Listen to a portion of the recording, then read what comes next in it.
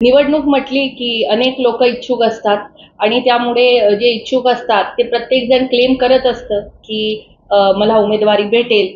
तर हा part of election असतं आणि इलेक्शनच्या प्रक्रियेमध्ये शेवटी आमची पार्टी भारतीय जनता पार्टी ही त्या ठिकाणी जो व्यक्ती फील्डवर काम करतो, जो त्या ठिकाणी सातत्यानं लोकांमध्ये असतो किंवा खासदार म्हणून काम चांगल्या पद्धतीने करू शकतो याचं संपूर्ण अवलोकन करूनच उमेदवारी देत असतं.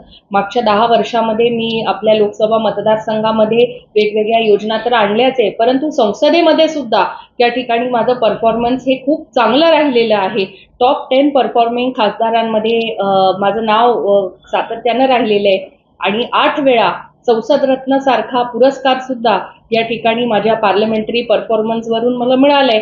त्यामुळे मला विश्वास आहे की या वेळेला सुद्धा पार्टी पुन्हा एकदा या लोकसभा मतदारसंघामध्ये लोकांची सेवा करायची संधी मला देईल. एबीपी माझा, उघडा डोळे बघा नीट.